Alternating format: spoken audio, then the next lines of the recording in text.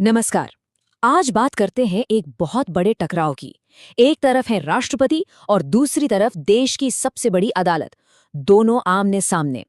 और यही सवाल इस पूरी कहानी के केंद्र में है। क्या कानून दुनिया के सबसे पावरफुल नेता को भी रोक सकता है? जब कोई अपनी ताकत के शिखर पर हो तो क्या संविधान वाकई उसे उसकी हद में रख पाता है? हाल ही में अमेरिका के सुप्रीम कोर्ट ने ठीक यही किया। उन्होंने प्रेसिडेंट ट्रंप के एक बहुत बड़े फैसले को गैर कानूनी ठहरा दिया। लेकिन कहानी सिर्फ इतनी नहीं है। इस फैसले की गूंज हजारों मील दूर भारत में भी महसूस की जा रही है। कैसे? चलिए समझते हैं। तो चलिए इस मामले की तह तक चलते हैं। देखिए, ये कहानी सिर्फ टैरिफ या टैक्स की नहीं है। नहीं, ये कहानी है इस बात की कि जब कोई लीडर संविधान की बनाई लकीरों को पार करने की कोशिश करता है तो अदालतों का रोल क्या होता है। और अमेरिकी सुप्रीम कोर्ट ने दुनिया के सबसे ताकतवर इंसान को उसकी हद बताकर एक बहुत बहुत बड़ा मैसेज दिया है। तो मामला क्या था, पहले ये समझते हैं। हुआ ये कि प्रेसिडेंट ट्रंप ने कई देशों पर जबरदस्त टैरिफ लगा दिए थे और ऐसा करने के लिए उन्होंने एक खास कानून का सहारा लिया। पर अदालत का इस पर क्या कहना था? ये है वो कानून, IEPA। अब ट्रंप एडमिनिस्ट्रेशन का तर्क ये था कि भाई ये कानून उन्हें नेशनल इमरजेंसी के नाम पर टैरिफ लगाने की पावर देता है। लेकिन सुप्रीम कोर्ट ने इसे बिल्कुल साफ कर दिया। उन्होंने कहा कि इस कानून में तो टैरिफ या ड्यूटी जैसे शब्दों का जिक्र तक नहीं है, तो फिर इसका इस्तेमाल इस तरह कैसे किया जा सकता है? तो फैसला आया 6-3 से, मतलब 9 में से 6 जजों ने एक सुर में कहा कि प्रेसिडेंट ट्रंप का ये कदम गैर कानूनी था। और ये ऐतिहासिक फैसला लिखने वाले थे चीफ जस्टिस जॉन रॉबर्ट्स। हाँ, ये बात भी दिलचस्प है कि 3 जजों ने इससे असहमति जताई, पर आखिर में बहुमत का फैसला ही माना जाता है। तो फैसला होता है। अब आता है कहानी में एक बहुत ही दिलचस्प पहलू। प्रेसिडेंट के खिलाफ ये केस लड़ा किसने? वकील का नाम था नील कात्याल। और कमाल की बात यह है कि वो भारतीय प्रवासियों के बेटे हैं। मतलब सोचिए, एक प्रेसिडेंट जो इमिग्रेंट्स के बारे में इतने सख्त बयान देते हैं, उन्हीं के खिलाफ एक इमिग्रेंट का बेटा अदालत में खड़ा होता है और जीत जाता है। और नील कात्याल ने जो कहा वो इस पूरे मामले का निचोड़ है, समझिए। उन्होंने कहा राष्ट्रपति शक्तिशाली हैं, लेकिन हमारा संविधान उनसे भी ज्यादा शक्तिशाली है। मैसेज बिल्कुल सीधा और साफ था। कोई भी इंसान, चाहे वो कितना भी पावरफुल क्यों ना हो, संविधान से ऊपर नहीं है। और यही तो दिखाता है कि अमेरिकी जुडिशियल सिस्टम की बुनियाद कितनी पक्की है।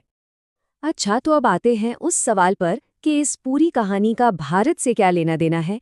इसकी गूंज यहाँ तक क्यों सुनाई दे रही है? चलिए, अब अमेरिका के इस फैसले की तुलना भारत के सुप्रीम कोर्ट के एक बहुत बड़े केस से करते हैं।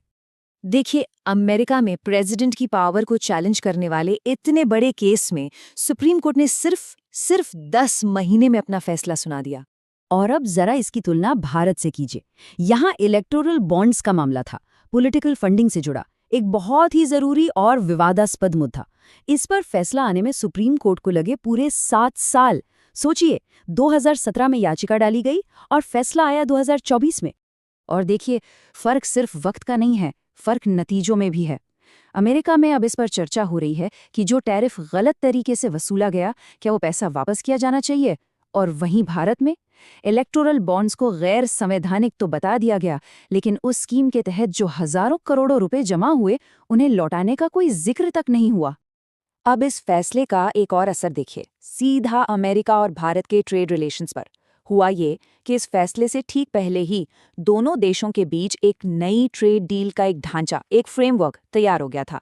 तो सवाल ये है कि अब उसका क्या होगा? तो सबसे बड़ी बात क्या है? यही कि अब प्रेसिडेंट ट्रंप रातों रात किसी भी देश पर अपनी मर्जी से टैरिफ नहीं लगा सकते। वो जमाना गया। अब उनके पास जो रास्ते बचे हैं वो बहुत ही धीमे और सीमित हैं। मतलब, अगर उन्हें 1974 के ट्रेड एक्ट का इस्तेमाल करना है तो पहले 150 दिन का नोटिस देना होगा, पूरी जांच होगी, और तब जाकर वो भी सिर्फ 15% का एक टेम्पररी टैरिफ लगा सकते हैं। लेकिन फैसले के बाद भी ट्रंप ने क्या कहा? उन्होंने दावा किया कि कुछ नहीं बदला। उन्होंने कहा कि देखिए, नई डील के हिसाब से अब भारत टैरिफ देगा, अमेरिका नहीं। और इसे उन्होंने अपनी एक बड़ी जीत की तरह पेश करने की कोशिश की। दूसरी तरफ भारत में विपक्ष ने इस डील की जमकर आलोचना की। कांग्रेस के प्रवक्ता पवन खेड़ा ने कहा कि अगर सरकार कुछ दिन और रुक जाती, फैसले का इंतजार कर लेती, तो शायद हमें एक बेहतर डील मिल सकती थी। उनका तो ये भी आरोप है कि ये एक तरह से एक तरफा सरेंडर था, जिसमें भारत ने अपना कॉम्पिटिटिव एडवांटेज खो दिया। तो इन सब घटनाओं से हम सीखते क्या हैं? लोकतंत्र और जवाबदेही के बारे में ये कहानी हमें क्या बताती है? देखिए, ये कहानी सिर्फ नेताओं और अदालतों तक ही सीमित नहीं है। जो बात सबसे ज्यादा हैरान करती है वो ये है कि अमेरिका में एक दो संगठन नहीं, बल्कि गोप्रो से लेकर प्राडा और टोयोटा जैसी 3 लाख से ज्यादा कंपनियों ने सरकार के खिलाफ कोर्ट में केस किया। 3 लाख! ये दिखाता है कि वहाँ के सिस्टम में, वहाँ की न्याय व्यवस्था में लोगों का भरोसा कितना मजबूत है। और आखिर में बात इसी पर आके रुकती है। किसी भी डेमोक्रेसी की असली ताकत क्या है? उसकी आज़ाद संस्थाएं, जैसे कि अदालतें, और वो आम लोग, वो नागरिक जो गलत के खिलाफ खड़े होने की हिम्मत रखते हैं। लड़ते रहना, यही तो लोकतंत्र को जिंदा रखता है। और ये कहानी हमें एक बहुत बड़े सवाल के साथ छोड़ जाती है। क्या होता है जब इन संस्थानों पर से लोगों का भरोसा ही उठने लगे, जब वो डगमगाने लगे? ये सवाल सिर्फ अमेरिका का नहीं है, ये दुनिया के हर लोकतंत्र के लिए, हम सबके लिए बहुत जरूरी है।